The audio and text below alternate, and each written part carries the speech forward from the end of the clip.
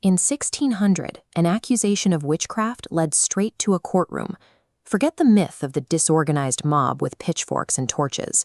You were about to face the relentless bureaucracy of the English legal system. These trials operated under the machinery of English common law. They relied on formal pretrial examinations, local magistrates, and grand juries to process every claim. This surge in legal paranoia was driven by a specific catalyst: King James I. His personal obsession with the supernatural convinced him that dark magic was a literal, physical threat to his reign. This is the title page of Daemonologie, a treatise written and published by the king himself.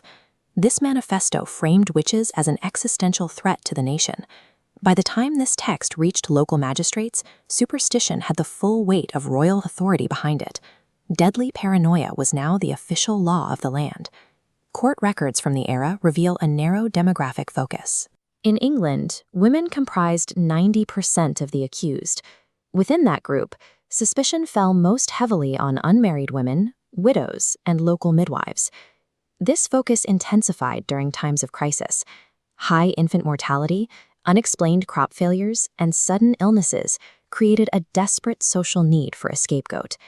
The legal trigger was often a simple tragedy. If a neighbor's child fell ill, they went to the magistrate to file a formal accusation, transforming a neighborhood grievance into a capital offense. Once the complaint was recorded, the machinery of the state took over. Your life was no longer in your own hands.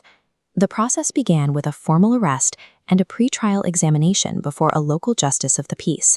While formal torture was technically illegal, investigators used brutal loopholes. They tied suspects to a wooden stool in a dark room and forced them to stay awake for days on end. After nights without sleep, victims frequently hallucinated. They confessed to demonic pacts or feeding supernatural entities simply to make the questioning stop. Professional witch-finders used these coerced statements to document familiars, demon spirits in the shape of animals, like those seen surrounding Matthew Hopkins in this woodcut. Physical proof was just as critical. The court appointed a jury of matrons, local women tasked with conducting an invasive, full-body search of the suspect. These searches targeted the witch's teat, any mole, skin tag, or blemish that could be legally classified as a feeding spot for demons. Psychological breakdowns and basic human biology were weaponized as admissible evidence, providing the courts with the proof needed to confirm an impossible crime. Magistrates also relied on the prayer test. Because a servant of the devil supposedly could not recite Holy Scripture, a single stumble over the Lord's Prayer served as evidence of a demonic pact. Then there was the swimming test. This rested on the belief that water, the element of baptism, would physically reject a witch. If the bound suspect floated, the water was refusing them, confirming their guilt.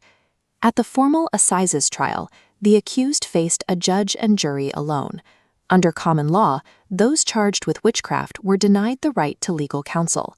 The courtroom accepted hearsay and the testimony of young children who claimed to see spectral visions of the accused attacking them. Educated judges and legal scholars engaged with these supernatural claims with absolute seriousness, debating the merits of spectral evidence within a formal legal framework.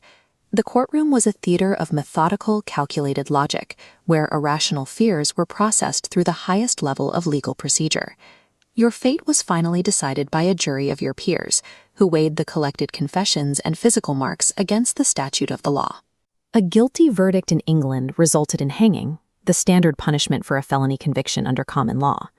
These trials only began to decline with the Enlightenment. Scientific reasoning and stronger central government oversight eventually replaced the local magistrate's discretion. These hundreds of executions represent a chilling success for the 17th century justice system. The English legal framework processed neighborhood gossip and local superstition through methodical, established channels, functioning exactly as it was designed to. Institutional authority is at its most dangerous when it flawlessly executes legally codified paranoia.